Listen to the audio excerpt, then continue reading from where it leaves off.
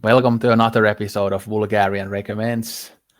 Today we are gonna discuss a book where the word vulgar is actually very common. It's one of the most used words in this book, although they don't use the word Vulgarian, just vulgar. And funnily enough, I think the word troglodyte would have fit this book perfectly, but they don't use that word, unfortunately. But this book in question is called Against Nature, or sometimes it's translated as Against the Grain, and the French title is Arreboir. But it's by an author whose name is Jory Carl Huisman. He was born in 1848 and he died in 1907. He was half French and half Dutch, although I think we usually call him a French author anyway. So this is one of my favorite books, and this podcast was Althes's idea that we would discuss a book, but then I got to choose the book and I decided to go with this book because, again, I'm a big fan of it, and I've also been kind of craving to reread it and talk about it with somebody. Of course, this is a book that you don't usually get to talk about with people because not that many people have read it, even though it's a classic, but it's not one of those kind of huge classics like Crime and Punishment or Pride and Prejudice or Anna Karenina or Shakespeare, but it's more of a kind of cult classic and something that people who maybe like really get into French literature read, but it's not even as famous as many of the kind of contemporary French books and authors. Of course, 19th century French literature is quite famous with Gustave Flaubert and Émile Zola and Honoré de Balzac and Guy de Maupassant and Stendhal, for example, but Huysmans is not quite as famous as those people, for example, but this is still a fairly famous book, and it's maybe the most famous due to the fact that it influenced Picture of Dorian Gray that Oscar Wilde wrote, because that's of course a very big classic and a very well-known classic. And I think Against Nature is mentioned even in the book, Picture of Dorian Gray, but it was also kind of an outside inspiration for Oscar Wilde to write it.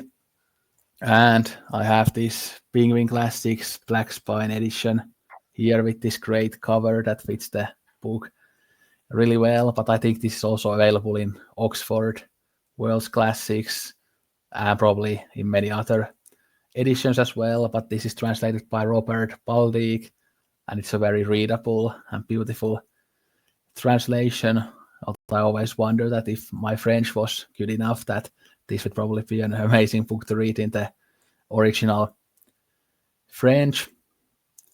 But now I could give a quick plot synopsis, even though it doesn't have much of a plot. But it's about this rich aristocrat who gets tired of what he calls the vulgarities of life. He hates the bourgeois society that he lives in. So he wants to buy a villa in a small village where he moves to.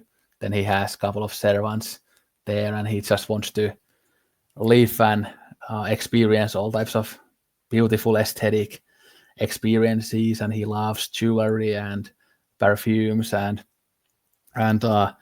books and paintings and philosophy, and he also talks a lot about religion. But this book basically is just about his thoughts about art and religion, etc., and his thoughts about the society that he lives in. But there are also some moments where we kind of explore some moments of his life, like he has a toothache and he has to find a dentist, and that's a fairly funny part. And when he comes back home, his pet tortoise has died because apparently the tortoise didn't know how to live in luxury, which is kind of funny. But there are some of those kind of plot moments, you could say, but for the most part the book is about the musings about art, and it's written in this really beautiful, perfect language that is pleasure to read, and it's a very encyclopedic book, and there are so many references to different books and painters, etc. And it would be pretty impressive if somebody knows all those references. Like I know some of them. I've read some Baudelaire, his favorite poet. I love the paintings of Gustave Moreau. I like the drawings of Odilon Redon. Those are some of his favorites. But then there are so many authors and people he mentions that I only know by name. But yeah, definitely not a book for everybody. And I think Huis Mons is a fairly challenging author. I've also read his second most famous book, The Damned, which has this crazy cover. And it's a fairly similar book. It came out like 7 years after Against Nature, but I also love this one. And he in this like book, it says here that bored and disgusted by the vulgarity of everyday life. So in that way, it has a bit of a similar theme to it. And this you can also get in the Penguin Black Spine classics. But yeah, that was a bit of an introduction. So again, for me, it was the second time reading it, and for Altes, it was his first time reading it. Yeah, yeah. First time reading it.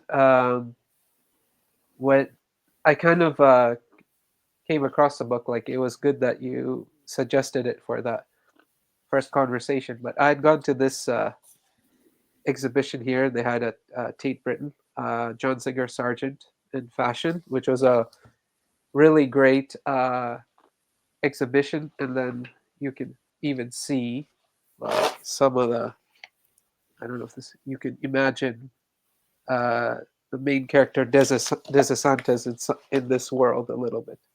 I don't know if you can see this one. There's one more. Um,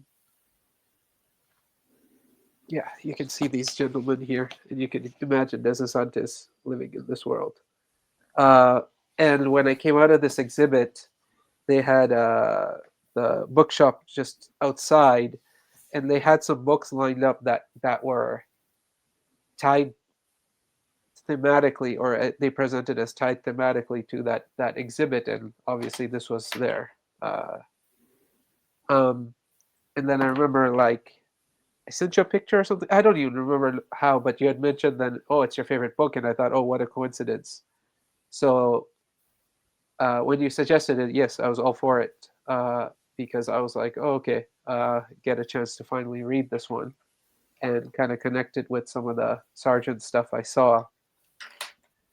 But as you said, it's a yeah, it's interesting whether to call it even a novel or not. I think there was debate about that, whether it's a novel or not, or a novel of a new kind, because it's like part the story of this gentleman who decides to leave Paris and go in the outskirts and I guess lock himself up with inspiration, um, to search artificiality, art, human creation, but also to deal with this nervous condition that's developed as a result of his fatigue with the modern world and the people around him. And, like we'll probably get into, he's someone who is wealthy and coming from a wealthy family. So we would imagine that the people around him are of a certain ilk that he finds exhausting. He's clearly very intelligent. He has been a reader since he was young, so he's exploring all these things. And so, part of it is him and this, yeah, it depends how you want to describe it. You might even say madness, his own kind of uh, madness, his condition, but or his exhaustion, and part of it is this his thoughts about the things he has read, like you said, the art, he's the art he likes, the things he's read that that exists up to this time, going very far back in history, and then having these like pretty exhaustive essays critiquing and commenting. So he's a man with a lot of opinions, and he wants to share all his opinions there. So it's like part of it is just this uh, series of essays where he's just sharing his opinions. Part of it is psychological portrait. Part of it is an overall quest or journey to find meaning or purpose or some sense in the world. And depending on what, when you look at what Huysman said after, or, even his epilogue, which he wrote like 20 years after the book, you can either see the book on its own, or you can see it as the book as he likes to see it, as part of his own spiritual quest and journey. So, yeah, fascinating book, but yes, I would say yes, it's quite challenging. I think I was going back and forth with my experience on this book, because the essays, when he's talking about all those things, and then of course they're not things we know about in the modern world, all this Latin literature or the history of Latin language through the church and all that. It can be challenging at times to kind of be like, okay, what is he on about? What is he going on about? Does this matter? Is this relevant? Is this important? You can kind of go through these different emotions as you're reading it, and then it's broken up with these episodes, like you said, that are very uh, funny, interesting, and tragic all at the same time, and they are quite vivid.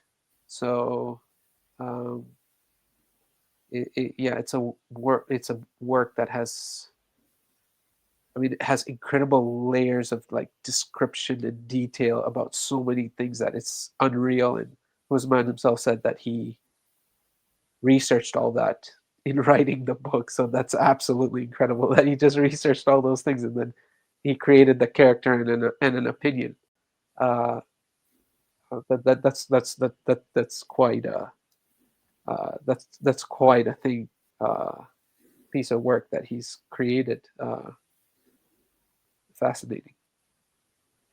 Yeah, and you said there early that there is this question whether this is even a novel, because of course sometimes when you read those critiques that he has, it feels almost like it could be a book of like philosophy or art criticism. So it at times almost feels like a non-fiction book because it's just that art criticism. But then obviously there are those moments of plot that kind of remind you that it's a novel, even though sometimes it feels like it's not a novel. And I find this character, again, Sean Descentas, I'm just going to call him Sean because, again, I said in the pre-chat that I have trouble pronouncing the last name, but in the book itself, they always use the last name, but I'm just going to call him Sean. But anyway, in a weird way, I kind of relate to the character quite a lot, even though I'm not that extreme. But I do kind of share some of his kind of concerns and opinions about society, even though obviously this was written in the late 1800s and we are now in 2025. But still, I think some of his critiques kind of apply to even the modern world. And I think I might, at this point, actually read a couple of the quotes, so people who are watching this can get a sense of the beautiful kind of style of writing and also some of these themes that we are going to explore. So I'll start with this one. This is like very early on in the book. He could detect such inveterate stupidity, such hatred of his own ideas, such contempt for literature and art and everything he held dear, implanted and rooted in these mean mercenary minds, exclusively preoccupied with thoughts of swindling and money grabbing and accessible only to that ignoble distraction of mediocre intellects, politics, that he would go home in a fury and shut himself up with his books. So that was the quote. But if we come back to this first part of this quote, is that I sometimes feel this too, that I can detect in the society like hatred of my own ideas and like this contempt for literature and art and everything that I held dear. So I can kind of relate to this idea that in society, literature and art aren't valued. And I think it's an awful thing and something that makes me sad. Although I wouldn't maybe put it quite this harshly usually, but at the same time I can kind of get his point here and agree. But I could also read a couple more quotes because they kind of are about this same theme, and then we can kind of discuss this a bit more. But he discovered the free thinkers, those bourgeois doctrinaires who clamored for absolute liberty in order to stifle the opinions of other people, to be nothing but a set of greedy, shameless hypocrites whose intelligence he rated lower than the village cobblers. So that's kind of funny, that end there. But this kind of again shows his distaste for humanity again. And if we continue, like there are so many of these quotes, but his contempt for humanity grew fiercer, and at last he came to realize that the world is made up mostly of fools and scoundrels. And then it continues. It became perfectly clear to him that he could entertain no hope of finding in someone else the same aspirations and antipathies, no hope of linking up with a mind which, like his own, took a pleasure in a life of studious decrepitude, no hope of associating an intelligence as sharp and wayward as his own with that of any author or scholar. Yeah, so those are kind of some of the examples of how he kind of sees the society and other people. I'll read some of the other quotes a bit later, but maybe we could focus on that kind of his distaste of the Yeah, people around him and the society around him. And this is again the reason why he wants to get that hermitage, move to that villa where he can escape the kind of vulgarities of life and these people who he considers to be very vulgar. And I've also had this dream myself that it would be cool to move into a log cabin that nobody knows about and just have like a huge library of books and then listen to music and watch movies and yeah, I can read and not meet anybody and just enjoy those aesthetic and artistic pleasures of life without having to take part in all the vulgarities of life. yeah. I mean, absolutely. So, I mean, there's a lot there. Like with the quotes you shared first, it gives a good, really good sense of how it's written, um, and written in a way that's very effective, but like very descriptive and very gives you a very intricate portrait of the mindset Jean is in when he decides to take on this experiment. And I think it's fascinating because it's of course in a particular time period, and it forces us to learn a little bit about this time period, right? Because we have multiple things going on, and it made me think of some of the Visconti season I went to at the BFI earlier this year, which was decadence and decay. So this time period is one where people are seeing a degeneracy or degenerating of the aristocracy for multiple reasons. One could be, a lack of certain values, ethics, even morals. So a kind of corruption in high society. One is more biological, something there was too much inbreeding, so it was resulting in a kind of biological feebleness and illness bred into the individuals. Uh, it was also a century where Europe's, there's a lot of struggle with balance of power between the nations. There's changes. There's a move against like the different monarchies and royal families. So there's a kind of political struggle. So there's a lot going on there. And then on top of that, as you mentioned, a picture of Dorian Gray. So what I learned just to try to get an understanding of this book, that it's falling within this tradition of decadent literature where it was this rejection of norms. So let's explore things. Let's go to the very edge of going against society. So, like you said, the French name I think you said is Aribor, which is like against the grain or going against everything you know or going against what's kind of established norms. So all these are mixed in. Yeah, and in addition to the possibility that this is a kind of a Walden like experiment, right? So you have Thoreau's Walden, where he escapes, has a problem with society, escapes to kind of reflect, and it's a kind of you return to nature and you heal. And this is like the absolute flip side of that is that yeah, he kind of goes away from society, but he doesn't want to return to nature. He wants to, uh, I guess, very simply say, return to artifice or return to man-made things, but man-made things that he considers from where the value he might derive value, which is art, culture, literature. He's also a big proponent of science, I guess, and really believes that human beings can basically create better versions of things that are art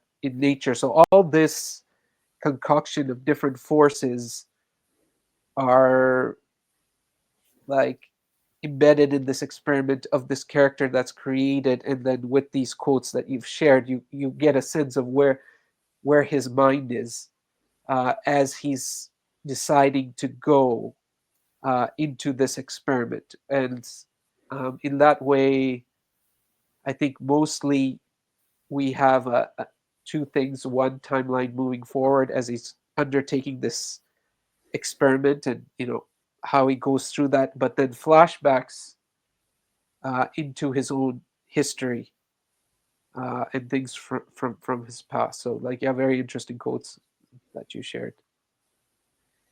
Yeah, and then in the beginning of the book, there's the prologue that has like some kind of background info about his family and stuff. So I think they say that he's the last person of his family Yeah. alive, and that he didn't have a good relationship with his parents, that he didn't really love them. And then they say stuff like that through every generation, the men got less and less masculine and things like Yes. that. And so there's some kind of that type of information in the beginning of the book, and then already in the prologue there is lots of this kind of hatred for the mercenary minds of society.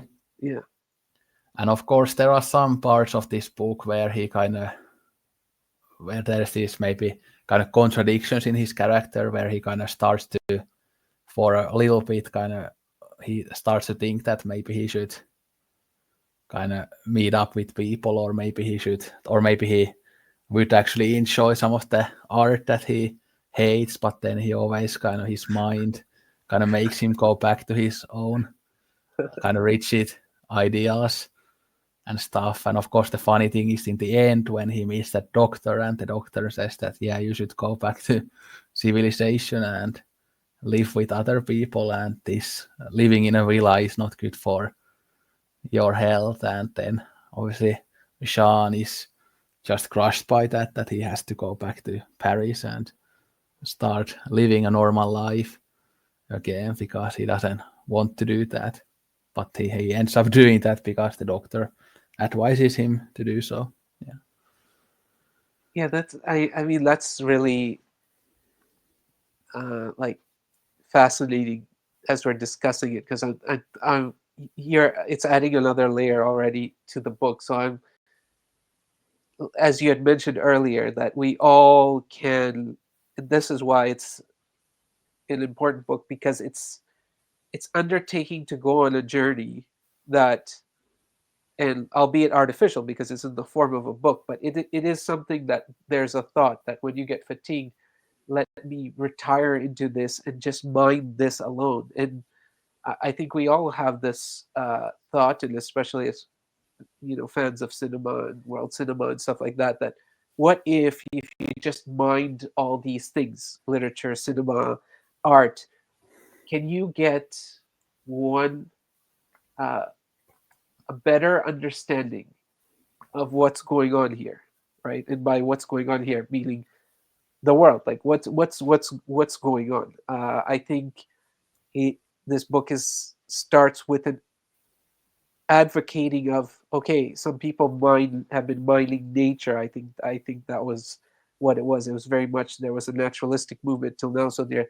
oh, if you really want to know what humanity is about or the essence of life and all that stuff, you got to return to nature. You got to, in nature are the answers. And he's rejecting that, and he's like, I don't think nature has the answer. I think these things of beauty, or things that have pieces of human spirit and souls and experiences and journeys, and evolution of language and imagery and all that, that has the answer. So I'm going to forget about everything having to do with existence in society, as in the socializing, even at times, uh, you know, the necessary things like eating, and I'm just going to, in silence, and it's quite an elaborate experiment. I think that's the first episode that's absolutely wild. Is him designing this home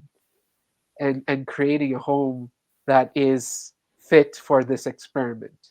He's building his lab, and he's creating absolute isolation where he literally has little to no interaction with humanity. He has servants there, but to create these intricate stairwells and all that where he doesn't see them. He's, I think, staying up all night and then sleeping through the day to basically avoid any sort of activity. And he just wants to live in the world of his mind. And yeah, as the story goes, we kind of learn whether how well this ends up working for him or not working for him. And in that, like you said, there's so many inconsistencies.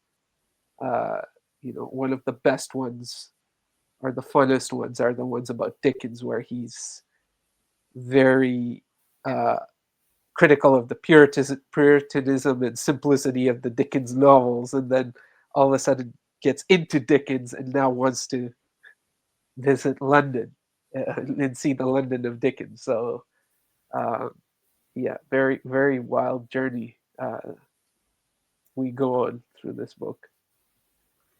Yeah, and of course he ends up kind of also, how do you say, like consuming things that are of nature, or using, or he likes some things that are of nature, because there's this scene where he obviously talks about different flowers, for example, but I think he wants to choose the flowers that look the most artificial, but they are still like actual flowers. And then he talks about like roses, that they are the commoners flowers and stuff. And then he also, with his tortoise that he orders, he isn't happy with the tortoise, so he starts to making the tortoise more artificial, with like putting gold and jewelry Yeah, into the tortoise shell. But again, the tortoise ends up dying very quickly.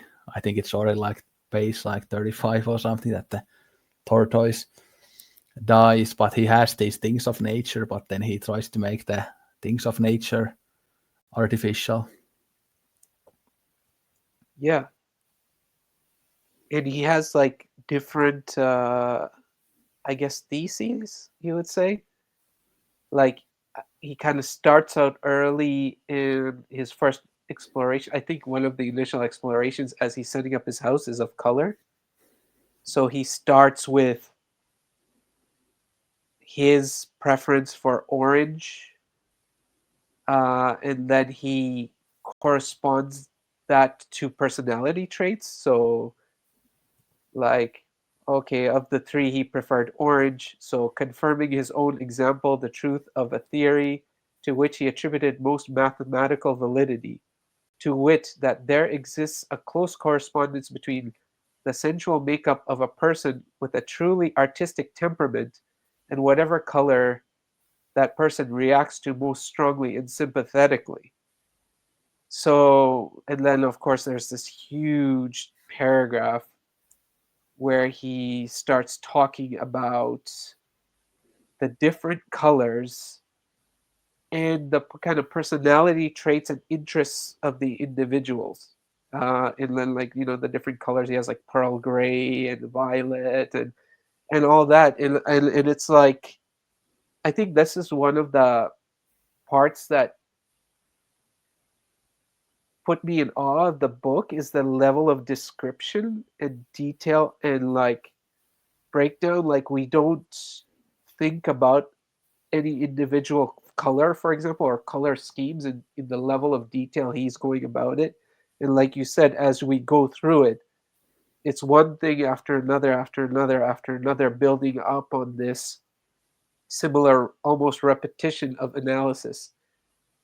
Starting with colors, then you also have like colors of gems, and like you said, colors of flowers and all that. And then there's the kind of the natural in the artificial. But anyways, I think we can do that with each of the episodes.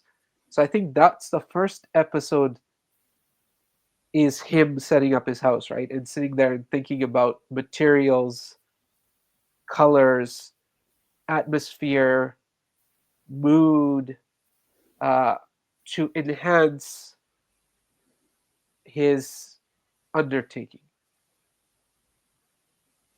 Yeah, and early on, part of the decorating was also the tortoise, because Yeah, he didn't want it as like a pet, but he wanted it as a kind of aesthetic thing that would roam around the yeah, rooms and kind of give it, I guess, more atmosphere. But yeah, you talked about the kind of detail of the descriptions, and that's again one of my favorite things about this book, is just the incredible use of language, the sheer kind of vocabulary of the book. Like, how can a person write like this? How can you have this level of command of yeah, language? And then when yeah, there are parts that where maybe the substance doesn't interest me as much, where I don't maybe kind of get the reference, or where I'm not as into just what he's talking about, but then even in those sections, the pure style kind of keeps me engaged. And there are lots of parts in this book and also in his other book, The Damned, where I just start smiling because the language is so perfect. And obviously, yeah, I'm kind of like Sean, that I also love style and aesthetics. So for me, like when I read books, like the level of prose and the style is also very important to me. It's not just about the plot and the characters, but the style is very important part of writing as well. And that's one of my favorite parts of Husman's, is his style. yeah, absolutely. And that tortoise episode, which is, I mean, hilarious for one, but kind of sets off this uh okay, madness or insanity, depends on how you look at it. But it's kind of crazy, like, right, because it's really you know pressing the boundaries.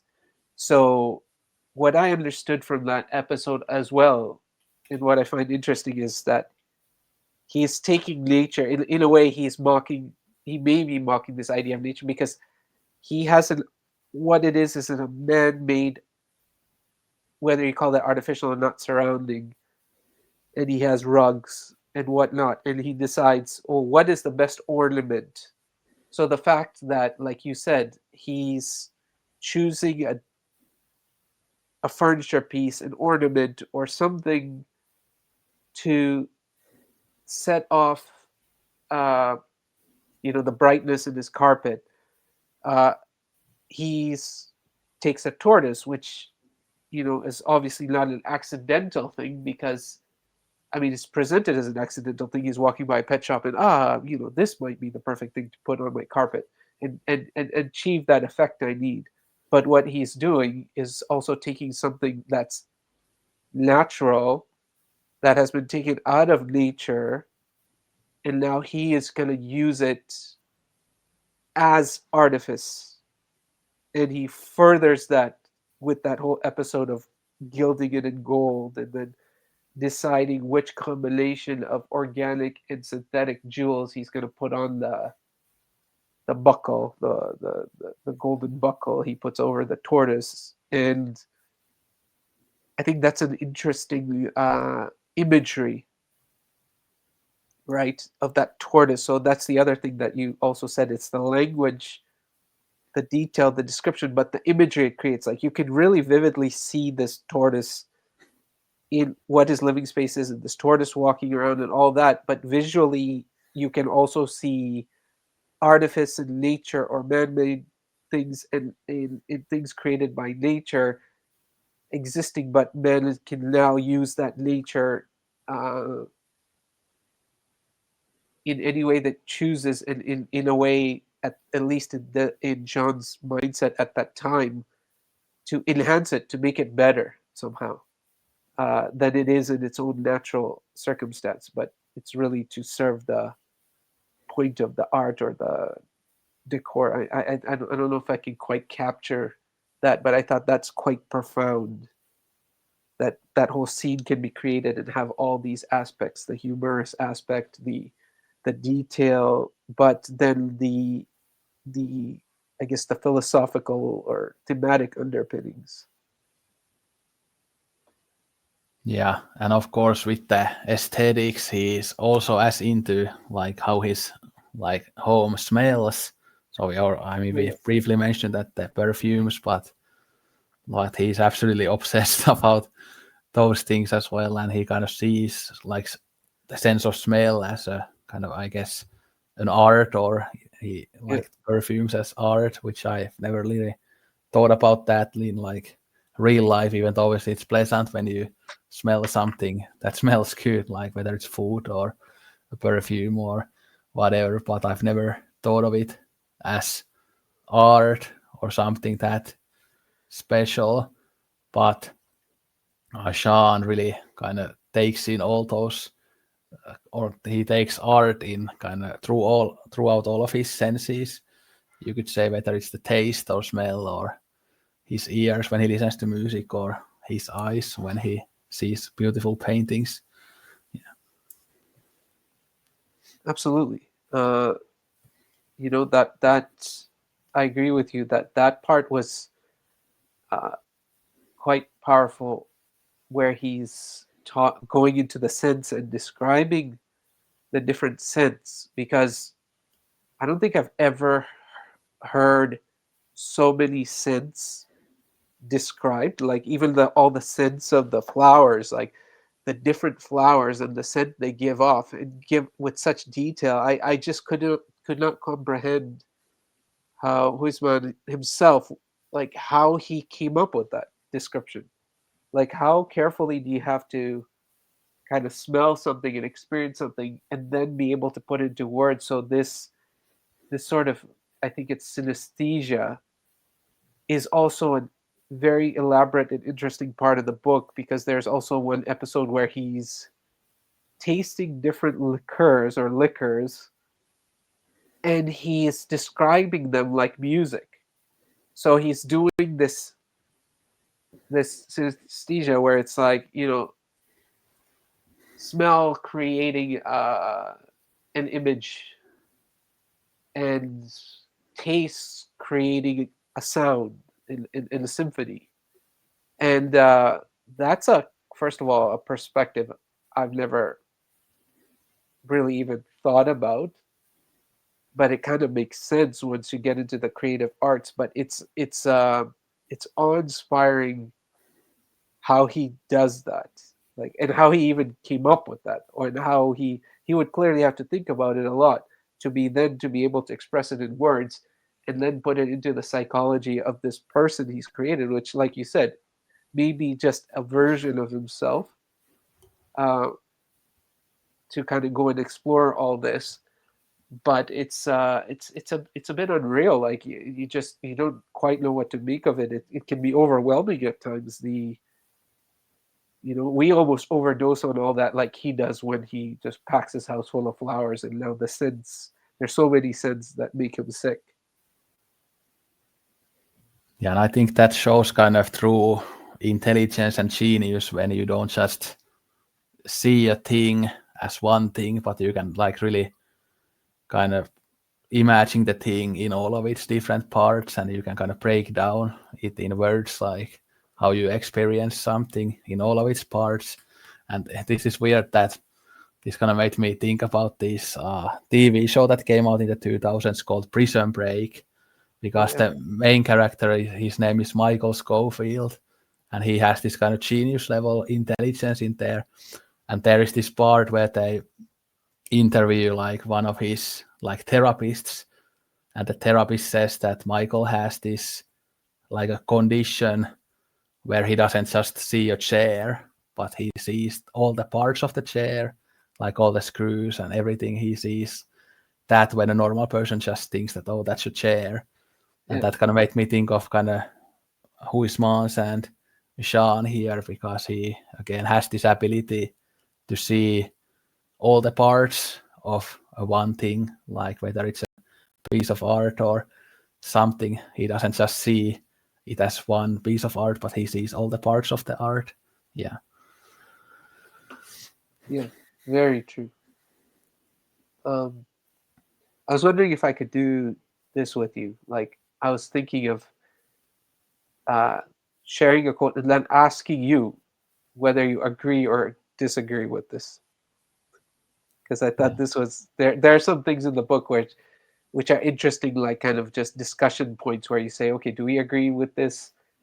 Does he quite have it right, or not? So there's one where he says, in fact, there's not a single one of her inventions, her being nature, deemed so subtle and sublime that human ingenuity cannot manufacture.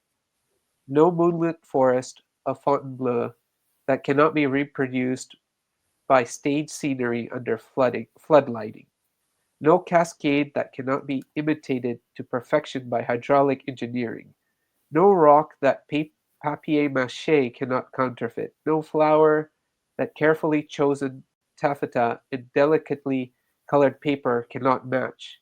There can be no shadow of doubt that with her never ending platitudes, the old crone has now exhausted the good humored admiration of all true artists, and time surely come for artifice has surely come for artifice to take her place whenever possible. Um, so I think I have a few questions for you here. First is, uh, okay, can human ingenuity, uh, first of all, completely replicate nature? And second of all, replicate nature in a way that's better than nature itself. Do you believe that, what he's saying in the statement? I think that's my first question. Well, I don't think so. I think there are special things in nature that humanity can't kind of create artificially. And I mean, I guess humans themselves are something that we cannot kind of create artificially. Obviously, this is kind of a debate these days with artificial intelligence and stuff, that can it replicate human intelligence or whatever, or human emotions or sentience. And I think it's the same with nature, that yeah, we can make like beautiful paintings of nature, but it's still a special thing to go to nature and see the ocean, and you cannot completely recreate it artificially, like all the smells, the I mean the even the natural air obviously is different than the air inside your home. So I think we cannot recreate all those sensual, not sensual, but the kind of what's the sensory things of nature, because we would have to create all the kind of again smells and how it looks and how it feels. And it would be, I think, impossible to recreate everything as it is in nature or to make it better. But of course, certain things in nature we can also create artificially. And of Mm, course, I think there is a beautiful balance there, that we can like enjoy being in nature and also enjoy the recreation of nature artificially. artificially. But of course, the character of Sean, he always has this kind of either or mindset, that it has to be that he has this very rigid set of thinking, that he likes this one thing, but then completely rejects the other. While we of course often think about in arts and everything, that balance is important, and experiencing different things is important. So yeah. Yeah, very interesting. Okay, and I think, and I don't know if I'm misreading this, but I think he's giving a sense of a purpose for nature, and it seems like in his this passage he's saying the purpose of nature is art, and then now it has nothing new to offer, and so either can be replicated or now bettered and be much more interesting. Is the purpose of nature art, in your view?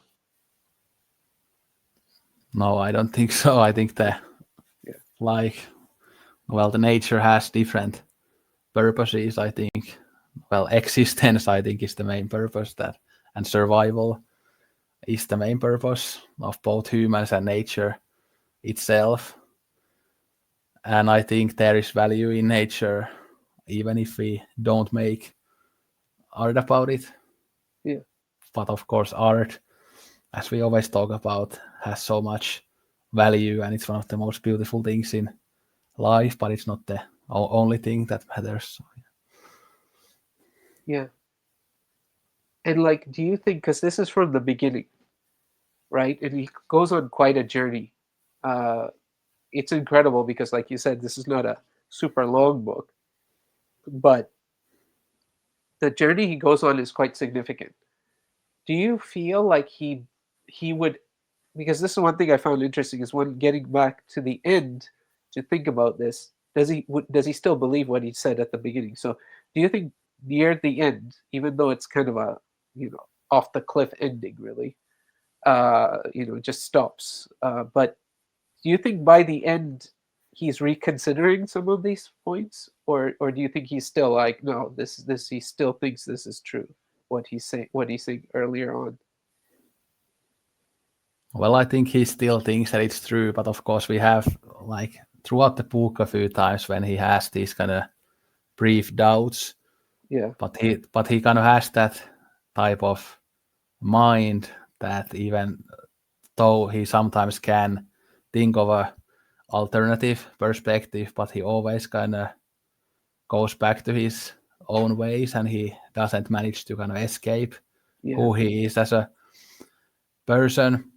And of course, this book is all about kind of also his fears. And I think one of the things maybe one of the things that puts him off nature and stuff is that maybe he's afraid of nature. And of course, this mm, idea that he just that he wants to be in the villa all the time and don't go anywhere, like it kind of suggests that he's also afraid of the outside world and nature. And the reason he goes there, like unconsciously, is that he's afraid. It's not always necessarily that he hates nature or he hates the society, but he's afraid of society. And I can kind of relate to some of his fears as well, like when he in the end when he's waiting for his servant to go get the doctor, like he's thinking that, oh, will they come, will my servant find the doctor, will everything work out, like that's basic yeah, yeah, yeah, anxiety that you are always kind of considering all the things that can go wrong. yeah, And that's kind of that type of thinking, that type of anxiety, of course, kind of yeah, affects all the aspects of life, and it makes you be kind of scared and afraid of absolutely everything. So yeah, I can say that from personal experience. So yeah, maybe it's not all just hatred of the nature, but it's some of it is just that he's scared of it. Yeah. and another thing was I was thinking when they obviously this book was controversial, and so a lot of commentators or people at the time or even afterwards at times would say, oh, this is a very dangerous book. uh what, like, from your view, like what do you think is they found dangerous about this book? Like, I didn't find this book very threatening in that way where I was like really afraid about some of the ideas that are in there, and oh, can we really go there? What did you kind of contemplate this as you're reading? Like, what's so dangerous about this, or what they would have found at the time to be so dangerous and kind of corrupting about this book? I mean, maybe it's the critique of the bourgeois Yeah, society, because of yeah, course, like many people think that the bourgeois are the center of the universe and the only group of people that you should kind of think about, and that you should kind of see their lifestyle as the best possible lifestyle. So maybe that, and I think also just the form of the novel. Like I think the writer Emile Zola, who was part of the kind of naturalist tradition, he said that this kind of again breaks away from all the rules, and then after this you cannot make yeah, naturalist books anymore because this kind of destroyed the whole yeah, movement or something like that. So I think partly it's also just the style of the writing and the form of the novel that some people saw as dangerous, and of course people always see change and something unique and different being dangerous. Yeah, that's just part of the kind of conservative part of humanity, I think. Yeah. yeah, yeah. I think so. Yeah, I agree with that too. Like, I feel like, I mean, to be honest, like even when I was reading it, at times it was difficult to read because of how, like, I felt like the character was miserable. Like, all right, like you said, like I think that what is really interesting about this exploration is it's both at the same time. Like it's that he has valid reasons, uh, but he's also in pain. So it's like this. He's in a sense of purgatory where he has valid reasons. You know, and as you shared some of the quotes before, he has some legitimate critiques, observations, and all that, and reasons to feel pessimistic. I think about, you know, society and you know what's going on and what he kind of sees, but then his method, like you said, of closing himself off is not reducing his symptoms, but either increasing his symptoms or creating new symptoms. So, like you said, by him boxing himself up, his level of anxiety is going up, not down. His level of fear in a certain way is going up, not down, which he was, I think he was originally thinking that some of those things would be cured.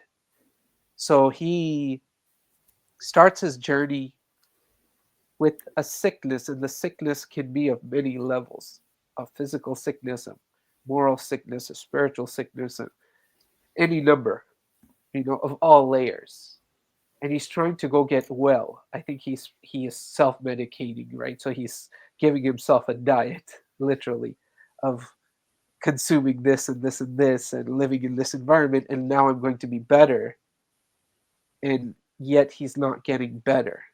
Uh, you know, and like you said, uh, which results in the hilarious climax because it's the, in a way it's painful but it's funny.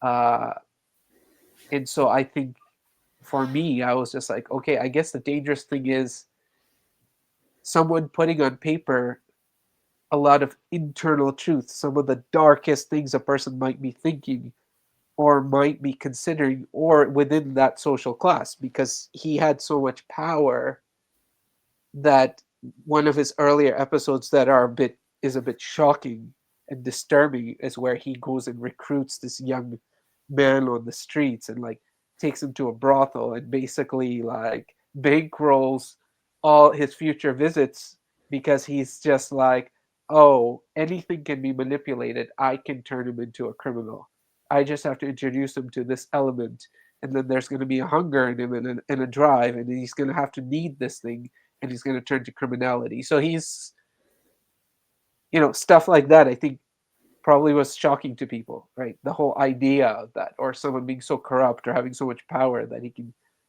go around doing that. Yet for me, I thought that was it wasn't literal as it was a commentary on society, that if you're going to create these needs, so you're creating a society where the less well off are sold desires and needs through your example, but they have no means of satisfying them. And so you're setting off this course of misery and even roads to criminality, but you're not taking your responsibility for the fact that this is actually what you're doing. So maybe that was one of the dangerous ideas, that what you are doing in this classed society, what you're doing by creating all these luxuries and desires, is you're setting people off on a course, and then you wipe your hands from it, like you had nothing to do with it. I can't understand why this person is now a criminal. Yeah, one thing that what you were saying made me think is that of that kind of cliche saying that if you want to get rid of your fears, you need to confront them. But as we see here, that when he escapes his fears to that villa, again, his nervousness, his anxieties get worse. So kind of we see that cliche that if he actually confronted the society and tried to engage with it, maybe he would have felt better, just like the doctor says in the end, that you need to be part of society and that will make you Yeah, feel better and not escaping those fears. yeah, that's a very, very, very great point. And I think in that epilogue, Usman himself, 20 years after the fact, says mentions this exact point that you're saying, is that he kind of thought, or John thinks, that in his current state, that pessimism is a way of relieving the symptoms. So if you're kind of sick of society and you see these things you don't agree with, and okay, you're perceptive, you're intelligent, you see these issues, and you also see disdain for everything you love, like art and all that, and people not really valuing the quality of things. And then pessimism is a way to relieve, almost like catharsis. But the pessimism makes them more sick. And I think you're kind of also alluding to that, because the thing he's not facing is the reality, or being part of society. He wants to remove himself, and he wants to be pessimistic about it, but he just makes himself sicker. It's fascinating, actually. We don't think about that. Um, what it could lead to when we have those feelings of wanting to kind of remove ourselves, whenever all this is going on, and you think, oh, I mean, I can't cope with this. I'd rather just get away from it entirely and just, live amongst these things. So, yeah, fascinating. Yeah, the interesting thing here is that I think like the doctor's advice is actually still like compatible with like modern psychology, because I think these days like the behavioral psychology or psychotherapy is like very common, that where you might like someone with social anxiety, you actually show them like that, oh yeah, let's go to a cafe and you can order a cup of coffee and then do that kind of behavioral small Yeah, type of training. They kind of get used to those things, and then by confronting their fears, they can they become less anxious. And even as in real life, like often like when we try new things, it's very difficult at first, but then when you get used to it, it's not difficult anymore. And then also another thing about again the character is that while obviously he might seem like very self-centered and maybe selfish, but I think like these arts and this obsession about aesthetics and things, this can kind of mask someone's like really bad kind of self-esteem and self-hatred and things like that. Again, another thing I've kind of experienced in real life is that you might be happy about these hobbies of yours and that you are engaging with them, but then as you are happy about that, that kind of mask like those kind of wider things in your psyche and how you really feel about yourself, because you are happy about something kind of fairly surface level in the end, that oh yeah, I'm glad that I'm experiencing these unique artworks that other people aren't. experiencing, but then that just masks your real problems. So I think there's a bit of that going on here as well. So yeah, Yeah, absolutely. And I think that some of those things where he's describing the artwork and stuff is extraordinary. Um, and in a way, you could read this book and start your own journey in terms of learning about art, because I think in this book, there's also built in a lot of knowledge, not even just knowledge, but method, like how to appreciate things. I think that that's in there. Now, it gets masked at times, or it could even put you off at times, because he's, like you said, he's strongly opinionated. Like, he's extreme. It's this or that, like you said. Like, there's no middle ground. It's this or it's that. It's drivel or it's marvelous. Uh, right? Um, so, and when he wants to take something down, he takes it down. However,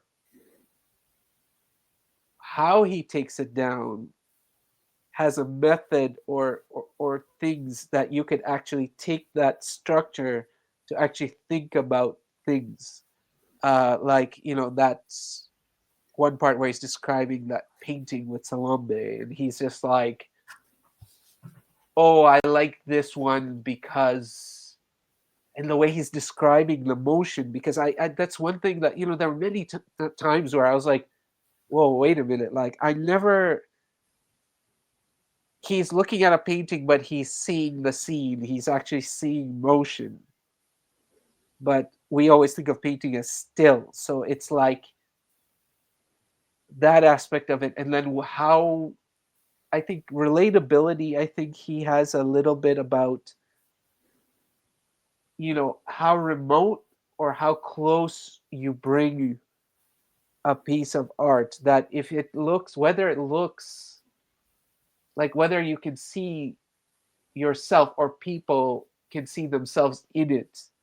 And if you paint it a certain way, it's very distant. But in that painting, when he describes that whole painting or that whole like scene, I think it really comes out what he's saying, where he's like, people should be able to see themselves, and not see themselves in this almost like simplistic, symbolizing, moralizing way, but in their flesh and blood, with their desires and sins and all that. Otherwise, you have no hope of this actually reaching people and making sense or helping them in their journey.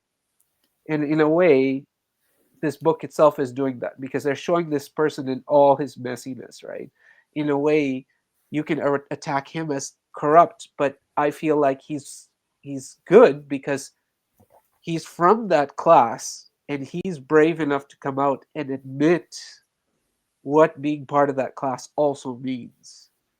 And laying that out for everyone, versus actually still living in that hypocrisy, or hiding it in that kind of um, secretive way, and inaccessible.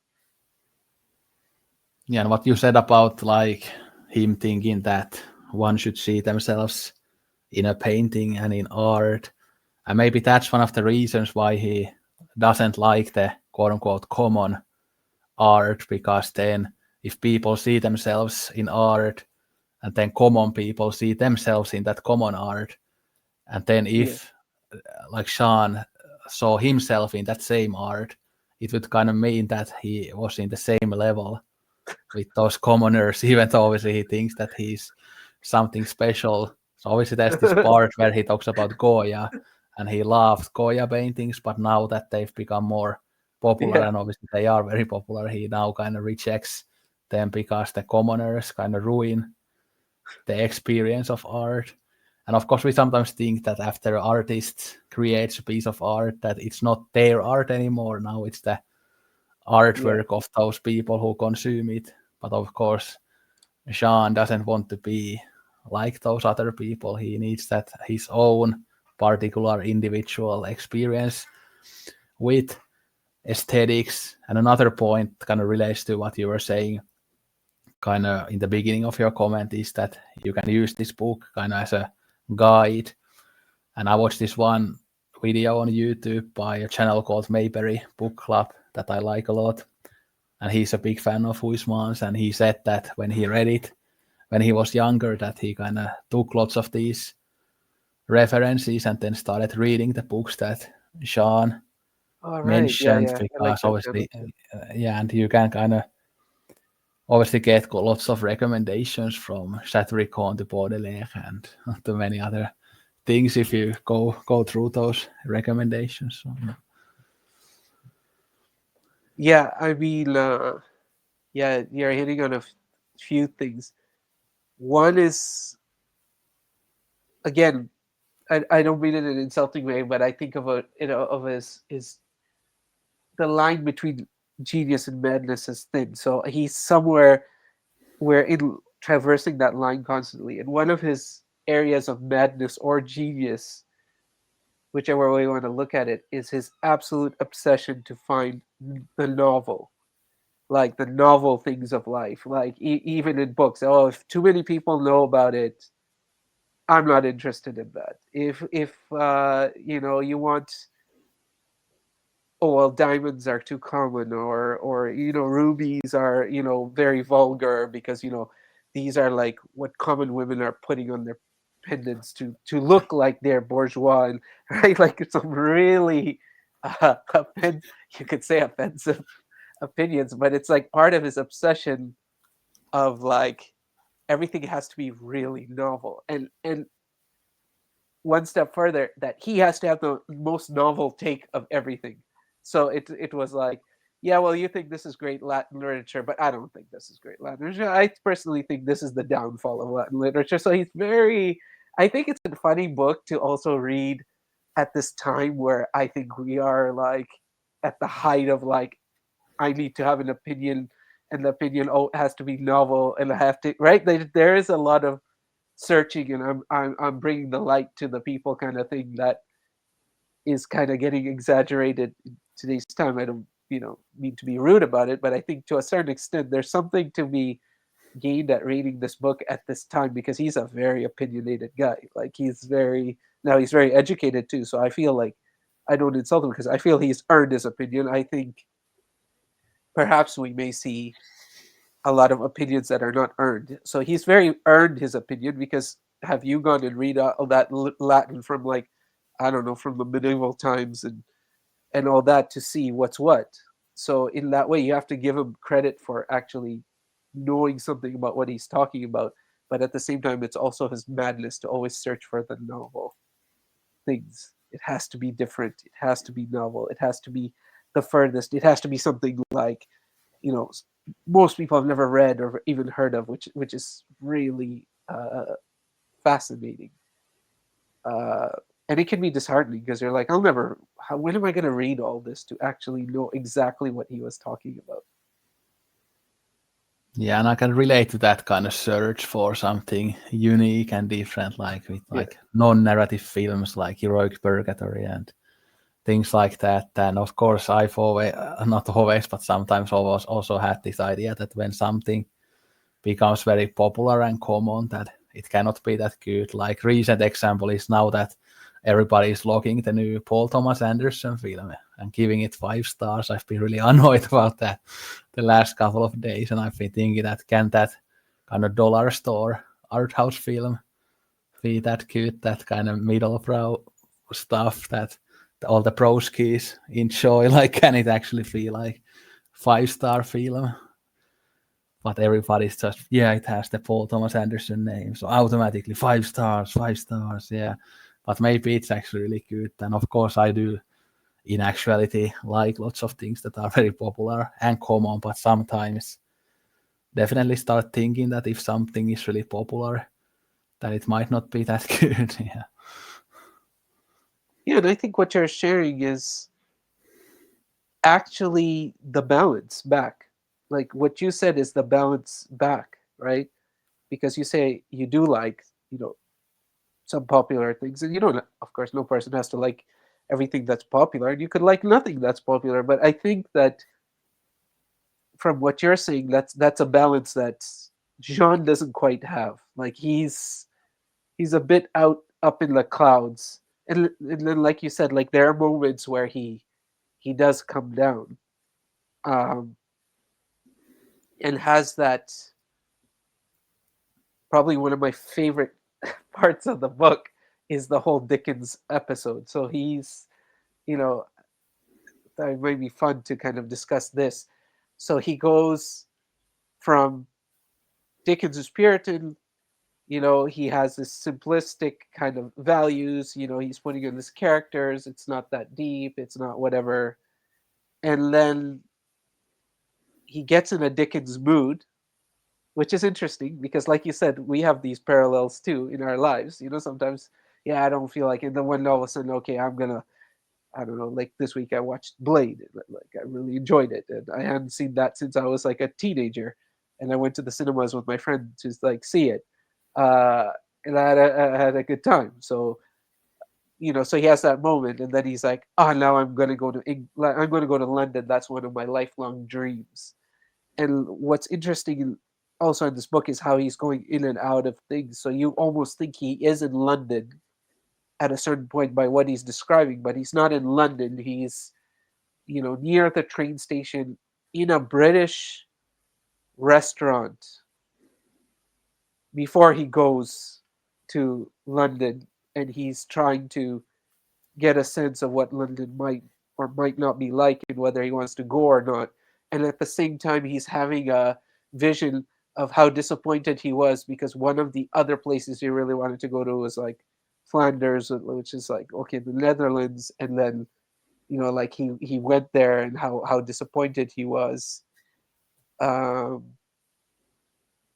and then all that results in him not going to London.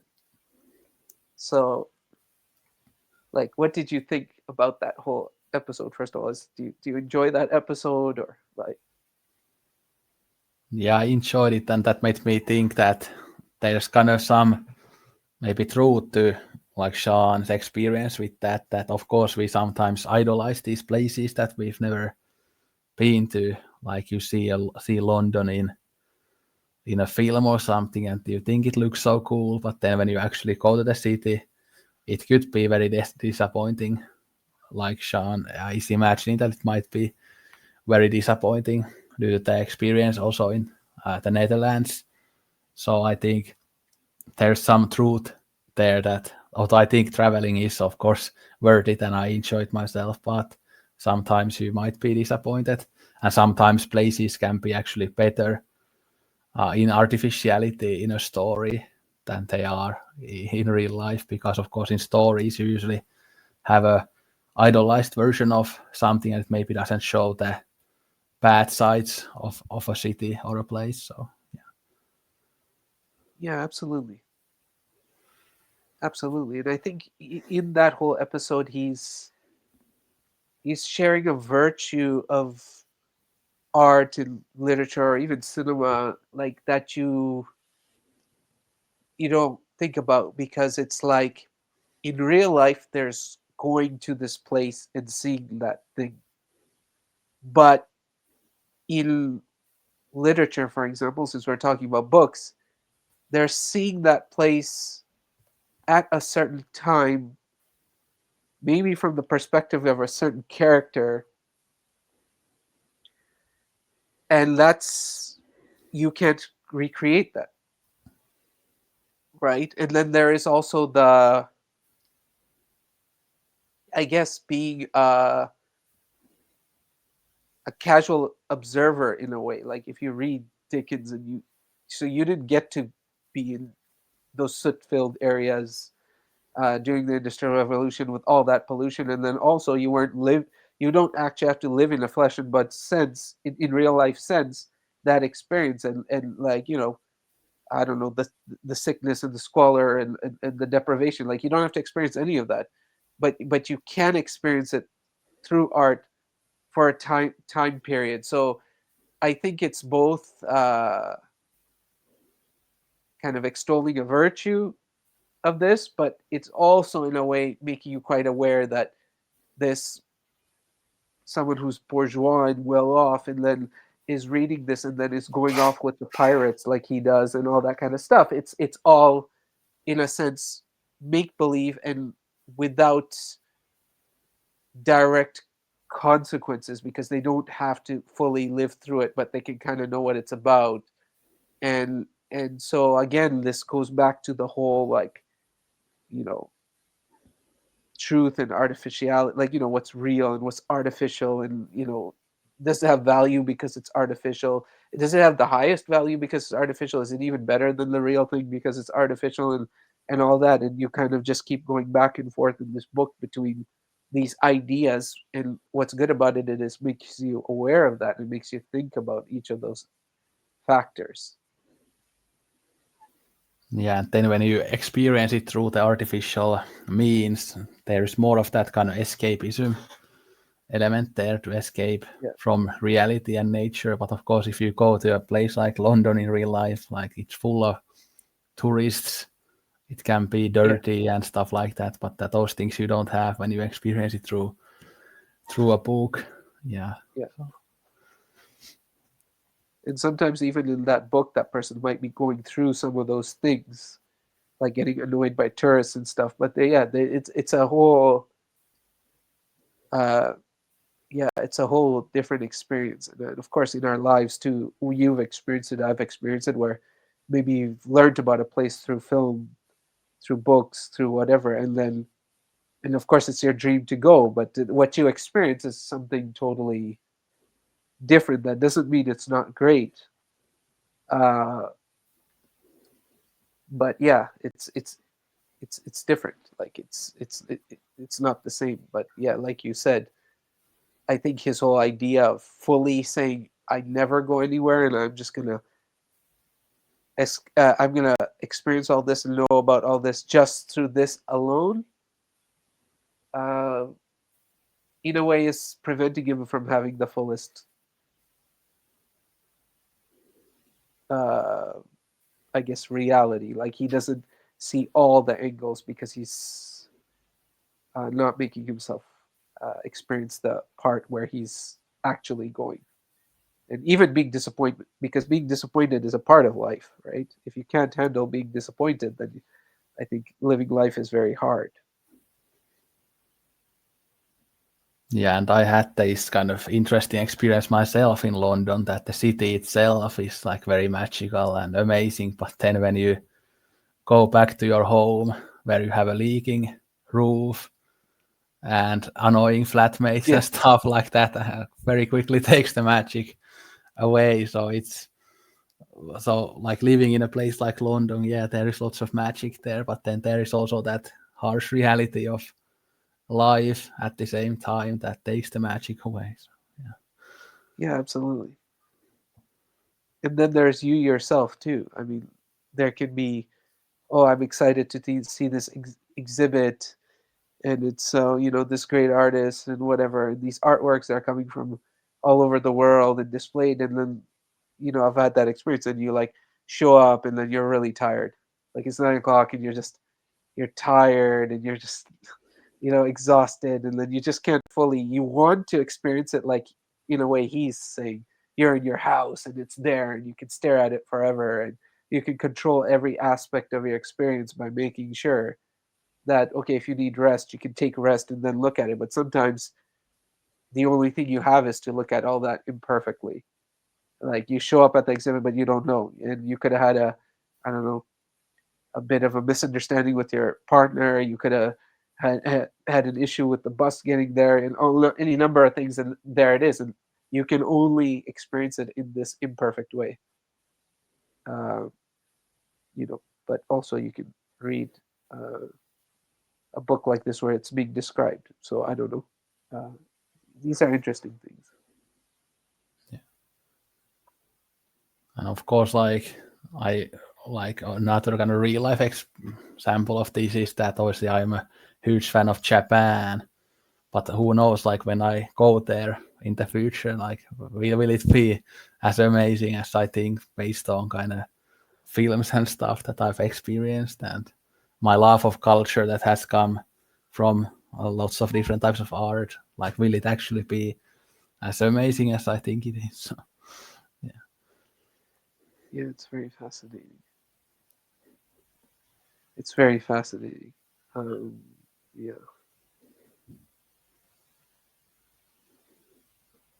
yeah. Well, yeah, very interesting book. I think. I think there's just so much there. Um, you kind of have to return back to it. So yeah. I hope to return back to it in the near future because I think like the first time you, my journey was a lot of like trying to make sense of what's going on at any given point, and then you kind of the way it ends and stuff, and all the thoughts I had on it after. I'm like, okay, you got to kind of now go and study like each part. I also don't feel like it's a book that you can necessarily rush through either, uh, because each part is so dense in a way. Um, so yeah, Yeah, and again, so some parts are more engaging than others, and even though I really love that book, like yeah, there are some pages here and there where I lose interest for a brief period of time, and I think one kind of thematic element of the book that maybe I didn't get the kind of main essence of or didn't get the main point is kind of the all the discussion on Catholicism and yeah, religion. I yeah, feel like some of that kind of went over my head and I didn't really get what was the kind of main point of it. And that was another thing that, again, Sean has kind of very conflicting views on it, that he likes some religious art, for example, but he also has lots of problems with religion and stuff. So, yeah. yeah. I was reflecting on that more recently, especially the language part. I was thinking about, he kept making this point that the Catholic Church was like the not only the preserver of the Latin language, but in a way it evolved with it. But then it reached a point where it became more obvious and mundane and uninteresting, like he said. So I was just thinking of one aspect, that why he was saying that the language grew, or kind of evolved and reached new heights in the church. And the one thing I guess I was speculating is possibly because of the experience that needed to be described.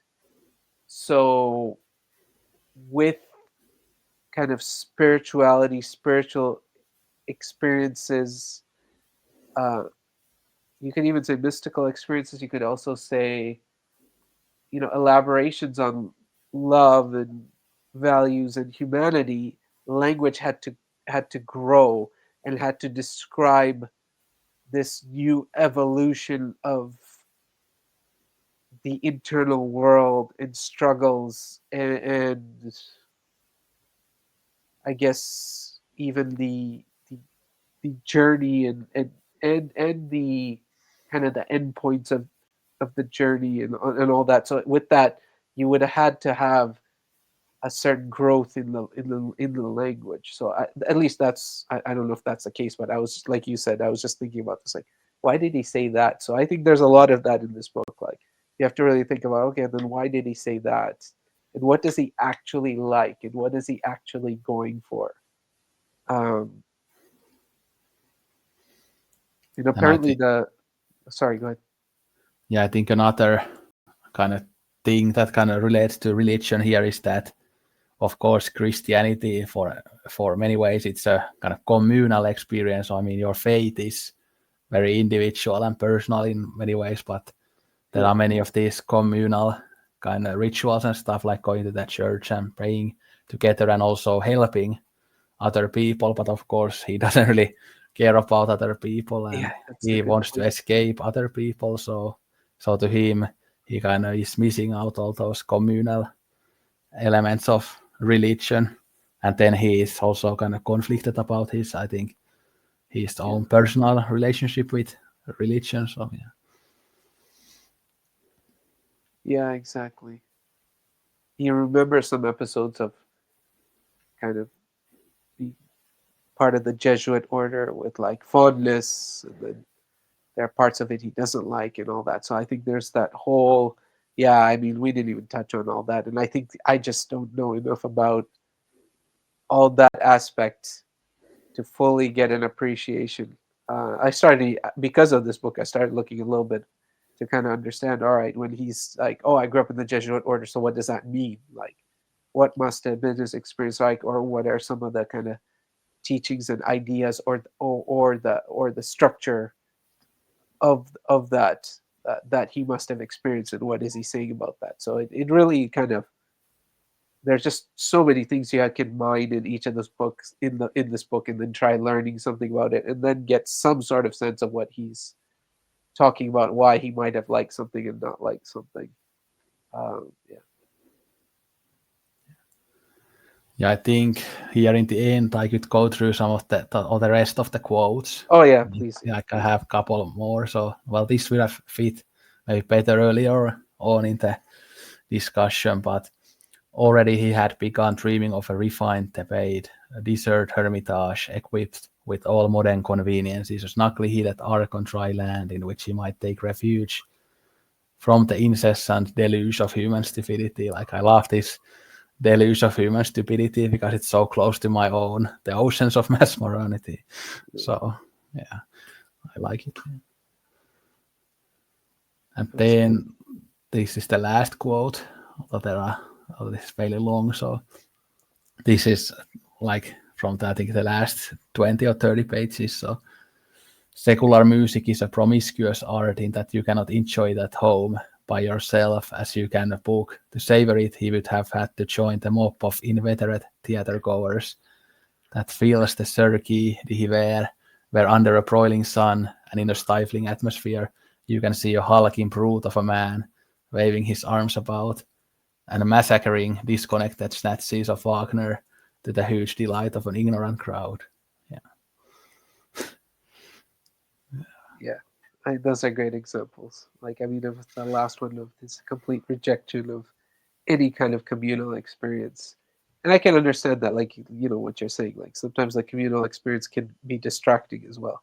Those things can affect your enjoyment, or something you have to go through to be able to enjoy that. So I think that's fascinating. Um, I also found the one that we were talking about before with the Salambo, where he was like, the personality of a great writer was revealed in all its splendor in those incomparable pages of La Tentation de Saint Antoine and Salambo, in which, leaving our petty modern civilization far behind, he conjured up the Asiatic glories of distant epochs with mystic ardors and doldrums, the aberrations resulting from their idleness, the brutalities arising from their boredom, that oppressive boredom which emanates from opulence and prayer, even more their pleasure,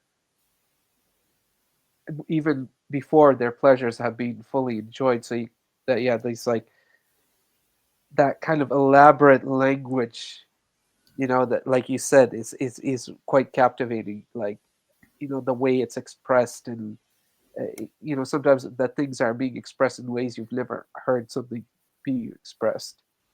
Uh, but you know, that passage alone like says a lot. Uh, and very rarely do we think about what we are experiencing to that level of kind of detail, and we could never describe it that well. Let's be honest. Like, that's unreal how well that's described. Yeah, I really wish I could write the same way as Yeah, Huysmans. Like he's, along with Gustave Flaubert, my favorite kind of stylists as writers. Like because Flaubert is another yeah, author who writes these like absolutely perfect sentences that just are just such a pleasure to read. Yeah,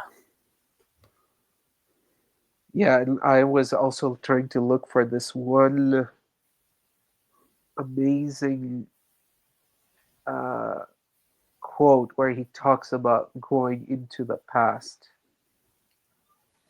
to escape kind of your bitterness in the present.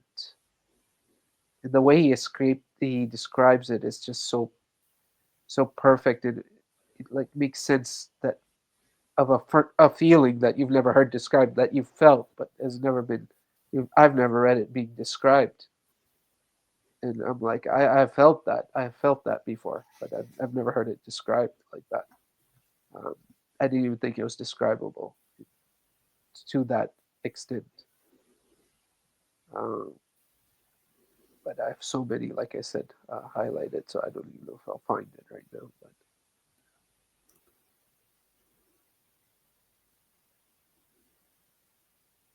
you would like, I'm sure you like this one. This one is more of a snobby one. Now it was all over.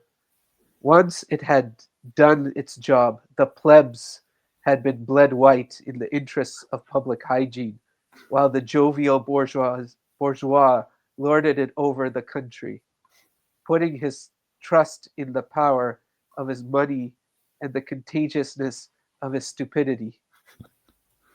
The result of his rise to power had been the suppression of all intelligence, the negation of all honesty, the destruction of all art. In fact, artists and writers, in their degradation, had fallen on their knees and were covering with the ardent kisses the stinking feet of the high placed jobbers and low bred satraps on whose charity they depended for a living. Like that is, I mean, insane. That's just insane. Like that language, and to express that so elaborately, it's unbelievable. Like that's And I there don't are think I've so ever learned so many new words when reading something. yeah, yeah, the use of vocabulary, the amount of different adjectives that he uses and everything is just absolutely insane. Yeah. Yeah, you can feel the brilliant, like you said, the brilliance of the mind that's kind of putting this together. And even these quotes that I read, like there were so many words that I've never said out Yeah, loud. Like for yeah, example, here, like inveterate, I've never yeah, said that out loud. And that was one also like mercenary minds. I yeah, don't think I've heard everybody use that. yeah. You it gives such a, like you said, a dynamic portrait of the mind and the thing he's feeling. It's he's really sat there and thought about to describe to such precision the exact feeling and issue he has, to the point of really like pushing vocabulary. And this is kind of partly also, I think, part of the French tradition.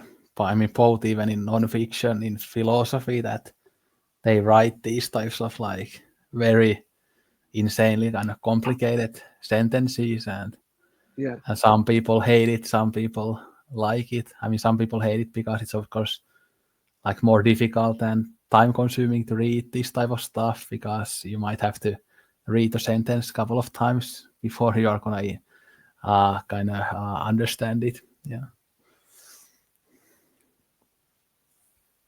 yeah, and it's like, even like, I've never highlighted such big portions, right?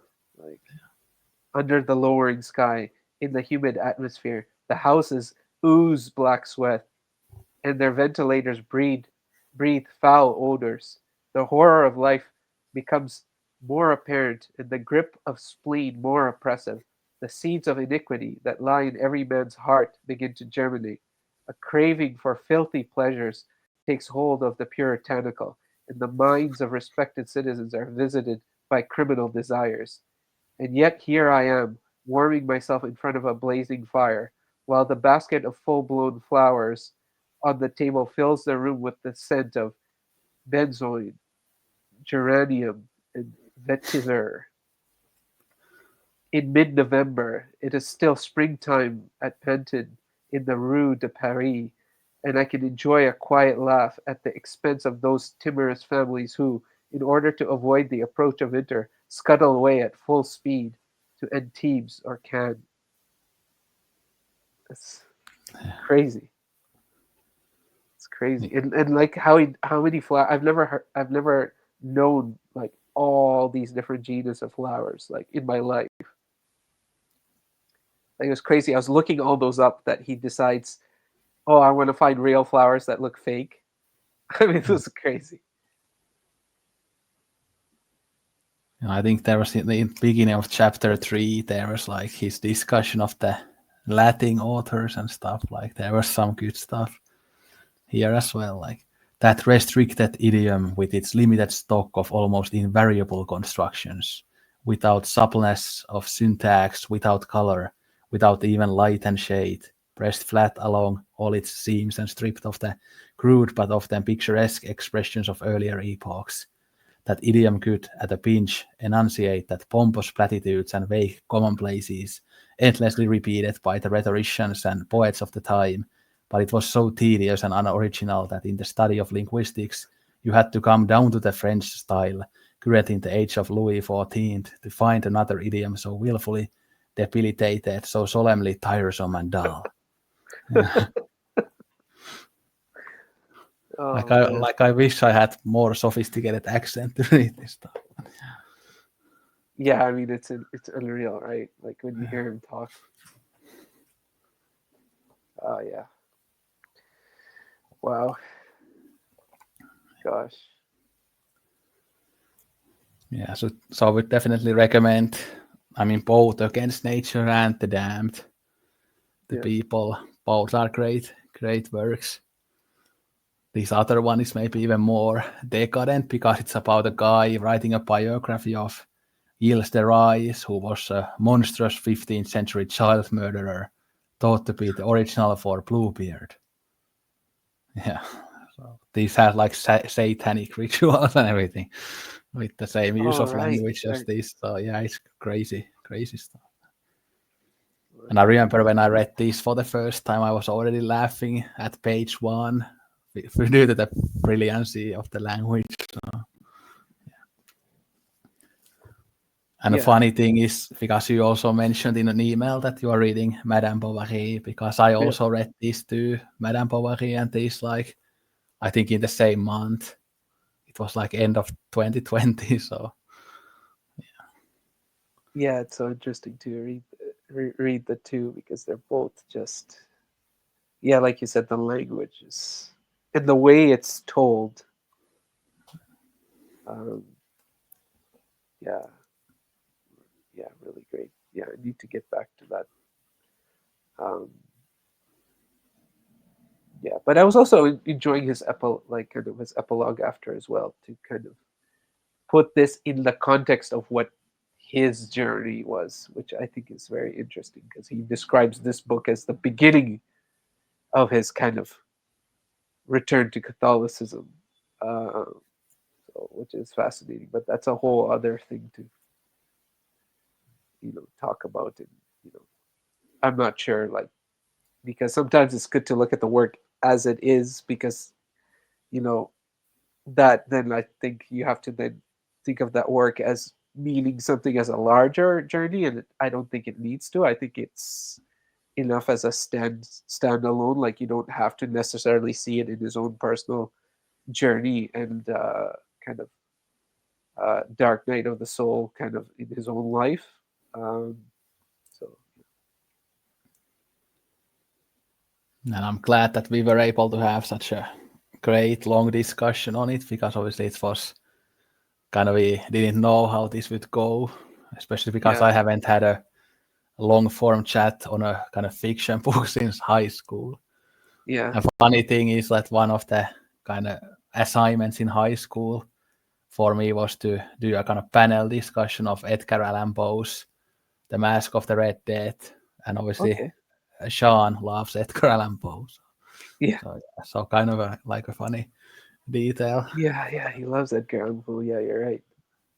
It made me want to read Edgar Allan Poe when he was talking about it. I was like, oh yeah, okay, I should revisit some of those Edgar Allan Poe stories. Yeah. Yeah, I love The Mask of Red Death. So, yeah, and I've read some others as well, but that's my favorite one. Yeah, no, it was really good. I wasn't quite sure at the time. I was like, okay, it's gonna be interesting. This is not an easy book to talk about, so But yeah, I'm glad we've been able to have this kind of discussion and yeah, and get into all these different aspects of interesting aspects of the book. And Yeah, this feels like living the intellectual life when you talk about a book like this. yeah. I mean, it definitely does. Yeah, it definitely does. Yeah, I think this ended up being our like longest discussion out of the ones where we've talked about like a one piece of art, so film or Yeah, album or whatever. yeah. That's true. Like something like this, and we were able to discuss it for such a long time. Yeah, it was fun discussing it. Yeah. I enjoyed it. Yeah.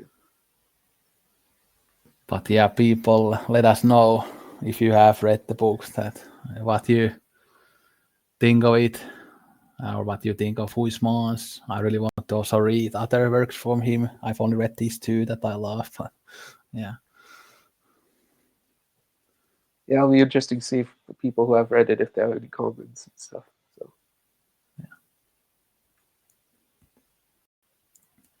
But yeah, thanks for watching. It was fun, and yeah, let us know your thoughts, and sayonara and arigato gozaimashita.